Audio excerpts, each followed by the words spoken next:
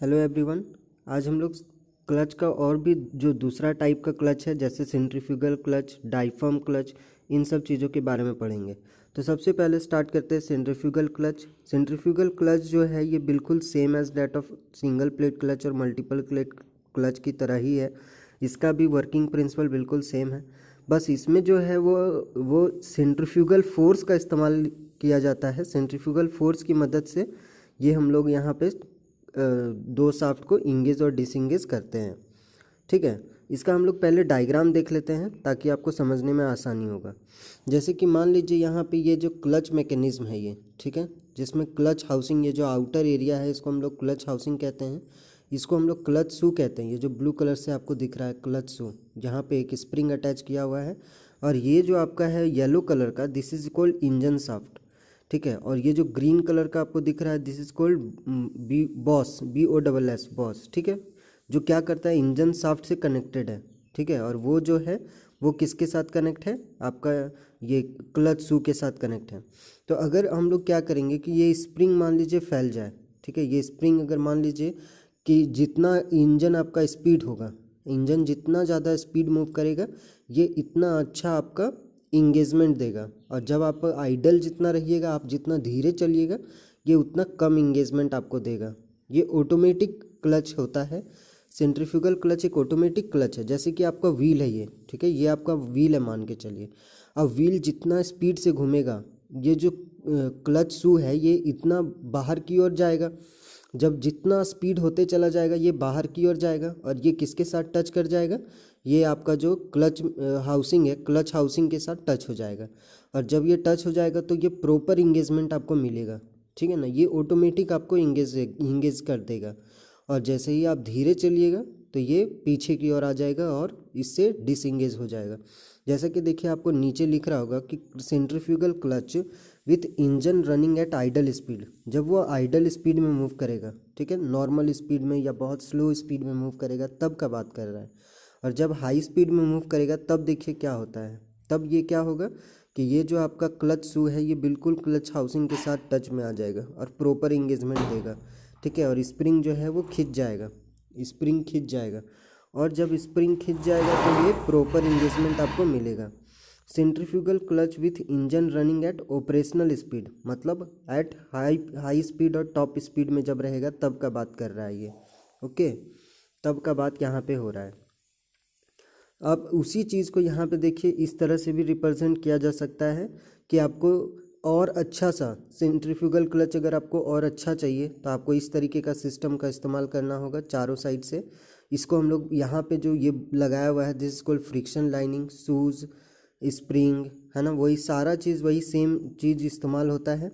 बस आपको यहाँ पे नंबर्स ऑफ शूज़ है या फिर नंबर ऑफ फ्रिक्शन लाइनिंग इसमें इस्तेमाल होता है ताकि हाई पावर ट्रांसमिशन हो सके। इसको हम लोग ऑटोमेटिक क्लच भी कहते हैं। आप यहाँ पे अब इसका डेफिनेशन हम लोग थोड़ा देख लेते हैं। A centrifugal clutch is an automatic clutch. Centrifugal clutch क्या है, ऑटोमेटिक क्लच है। That use a centrifugal force to operate, जिसमें क्या होता है सेंट्रीफ्यूगल फोर्स का इस्तेमाल होता है ऑपरेट होने के लिए। The output shaft is disengaged at low rotational speed. जो आउटपुट शाफ्ट है वो डिसंगेज हो जाएगा जब लो रोटेशनल स्पीड होगा तब, और इंगेज हो जाएगा जब मोर स्पीड, है ना, जब जो स्पीड है वो इंक्रीज होगा। जैसे ही स्पीड इंक्रीज होते चला जाएगा वैसे वैसे वो इंगेज होता चला जाएगा। ठीक है, तो जो चीज़ अभी आप डायग्राम से समझे हैं उसी चीज़ को आप लिख सकते हैं अपने लैंग्वेज में। बस आपको कुछ भी करना नहीं है, फिगर आप याद रखिए एक बार और उसके बारे में थोड़ा सा याद रख लीजिए कि सेंट्रीफ्यूगल क्लच एक ऑटोमेटिक क्लच है। इसमें अगर लो स्पीड और आइडल स्पीड में जब रहेगा तो उस टाइम में क्या होगा, वो डिसंगेज पोजीशन में होगा। और जब जैसे ही वो ऑपरेशनल स्पीड या टॉप स्पीड या स्पीड जैसे ही इंक्रीज होते चला जाएगा वैसे वैसे वो क्या होगा, इंगेज होता चला जाएगा। ओके, नेक्स्ट हमारे पास कोन क्लच है। ये जो कोन क्लच है ये क्या होता है, तो कोन क्लच का पहले डायग्राम देख लीजिए। ये कोन क्लच किस तरह से दिखता है, तो ये है आपका कोन क्लच। इसमें क्या होता है कि आपका जो ये आपका इसमें यहाँ पे देखिए आपका कौन के शेप का बनाया हुआ है। ये जो आपका दिख रहा है, ये जो आपका दिख रहा है, ये दिस इज आउटर कोन जो यहाँ पे लिखा हुआ है, और ये जो इनर कोन आपका लिखा हुआ है, तो यहाँ पे कौन शेप का आपको इंगेज डिसंगेज मिलेगा, कौन शेप का, है ना। यहाँ पे आपको कौन शेप का इंगेज और डिसंगेज मिलेगा, फ्रिक्शन लाइनिंग में जो कौन शेप का इंगेजमेंट और डिसंगेजमेंट मिलेगा। ठीक है, अभी हम लोग इसके बारे में और डिटेल में जानकारी। तो इसमें पता चल गया कि आपको और भी जितना भी आप single plate clutch, multi plate clutch, है ना, ये सब पढ़ चुके हैं। उसमें क्या होता है कि आपका डायरेक्ट प्लेट कांटेक्ट होता है, फ्रिक्शन लाइनिंग के साथ में क्लच प्लेट के साथ डायरेक्ट प्लेट कांटेक्ट होगा। बट यहाँ पे क्या होता है, एक कोनिकल सरफेस को एक दूसरे के कांटेक्ट में लाया जाता है, इसीलिए इसका नाम कोन क्लच पड़ा। ठीक है, बाकी सारा यहाँ भी स्प्रिंग आपका इस्तेमाल होगा। This is called driving shaft, driven shaft. ठीक है, तो यहाँ पे आप इसको देख सकते हैं कि a cone clutch serve the same purpose as disc और प्लेट क्लच। इसका भी काम बिल्कुल सेम है जैसा कि डिस्क क्लच या प्लेट क्लच आप देखे होंगे। However instead of meeting two spinning disc, यहाँ पे डिस्क को मतलब प्लेट यहाँ पे कह सकते हैं कि दो प्लेट का इस्तेमाल करके दोनों को एक दूसरे के कांटेक्ट में लाने के बजाय the cone clutch use the two conical surface to transmit torque by friction. इसमें हम लोग क्या करते हैं, दो कोनिकल सरफेस का इस्तेमाल करते हैं और टॉर्क का ट्रांसमिशन करते हैं with the help of friction की मदद से वो क्या करे, टॉर्क का ट्रांसमिट करे। इसीलिए दो कोनिकल सरफेस को एक दूसरे के कांटेक्ट में लाया जाता है। ओके,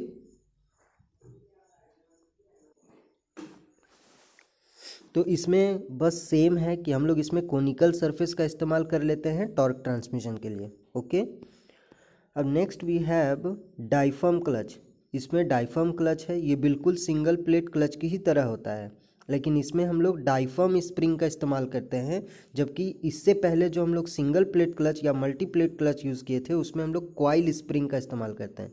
ठीक है, अब ये कॉइल स्प्रिंग क्या था, तो कॉइल स्प्रिंग का शेप जो होता है ना, वो स्पाइरल शेप का, इस तरीके का शेप का होगा, इसको हम लोग कॉइल स्प्रिंग कहते हैं। ठीक है ना, इस तरीके का शेप का होगा तो कॉइल स्प्रिंग करेंगे।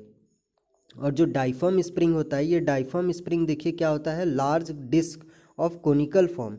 मतलब डाइफर्म स्प्रिंग जो है एक बड़ा सा डिस्क है ना, बड़ा सा डिस्क है जो कोनिकल फॉर्म का है, कटोरी टाइप का मतलब होगा शेप का, तो इसको हम लोग डाइफर्म स्प्रिंग बोलेंगे।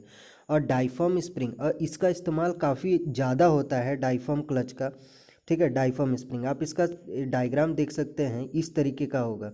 यहाँ पे देखिए ये आपका डाइफर्म है, ये जो आपका इनसाइड में ये जो दिख रहा है यही है आपका डाइफर्म स्प्रिंग। ठीक है, इसी की मदद से हम लोग यहाँ पे टॉर्क का ट्रांसमिशन करेंगे। तो यहाँ देखिए कि diaphragm clutch similar to a single plate clutch, ये बिल्कुल सिंगल प्लेट क्लच की ही तरह है। Diaphragm spring is used instead of coil spring. Diaphragm clutch में हम लोग क्या करते हैं, डाइफर्म स्प्रिंग का इस्तेमाल करते हैं। अब ये डाइफर्म स्प्रिंग क्या है, तो diaphragm spring is large disc of conical form. Diaphragm spring एक लार्ज डिस्क है जो कोनिकल फॉर्म का है, कोनिकल शेप का है। Okay, it contain number of radial finger in its centre portion. इसमें एक फिंगर की तरह निकाला हुआ होता है, ये जो आपको दिख रहा होगा इसका बात कर रहा है कि इसमें नंबर्स ऑफ फिंगर्स की तरह बनाए हुए हैं। ठीक है, एक्सक्यूज मी। तो क्या हो गया कि इसमें जो है वो रेडियल फिंगर्स होते हैं इसमें। ठीक है, it take on a flat shape in engaged position, और जब इंगेज्ड पोजीशन में होगा तो ये कोनिकल फॉर्म से क्या होगा, वो फ्लैट हो जाएगा। जैसे कि मान लीजिए कि आप अपना पाम को उठा करके रखिए। ठीक है, अपना पाम को जब आप उठा करके रखिएगा तो आपको इस तरह से फॉर्म बनेगा। मान लीजिए कि ये आपका पाम है, इस तरह से उंगली निकला हुआ हो, ये बिल्कुल पाम को आप अपना फर्श में रखिए और इसको प्रेस कीजिए तो क्या होगा, बिल्कुल पाम जो है बैठ जाएगा। तो उसी तरीके का यहाँ पर भी होगा, जब ये इंगेज्ड हो जाएगा तो ये कोनिकल शेप हट करके बिल्कुल फ्लैट हो जाएगा, और जब ये डिसंगेज रहेगा तो ये कोनिकल फॉर्म का रहेगा। ठीक है, जैसे कि मैं इसका अगर साइड व्यू आपको दिखाऊंगा तो अगर कोनिकल फॉर्म रहेगा तो वो इस तरीके का फॉर्म का रहेगा, और जब इंगेज हो जाएगा तो वो लगभग फ्लैट की तरह दिखाई देगा। ठीक है, लगभग फ्लैट की तरह दिखाई देगा। ओके, तो होप आपको यहाँ तक ये भी समझ आ गया होगा डाइफर्म क्लच। डाइफर्म क्लच में बस डाइफर्म स्प्रिंग का इस्तेमाल करते हैं जो क्या करता है, आपको इंगेज और डिसंगेज करने में हेल्प करता है डाइफर्म क्लच। और इसका जो वर्किंग प्रिंसिपल है बिल्कुल same as that of single plate clutch की तरह होता है। ठीक है ना। बिल्कुल उसी तरह से जब आप क्लच पैडल को दबाइएगा तो ये आपका डिसइंगेज हो जाएगा, जब क्लच पैडल नहीं दबाइएगा तो ये इंगेज पोजीशन में रहेगा। ठीक है ना। Okay, thank you. नेक्स्ट हम लोग सिंगल प्लेट क्लच का न्यूमेरिकल देखेंगे नेक्स्ट वीडियो में। ओके।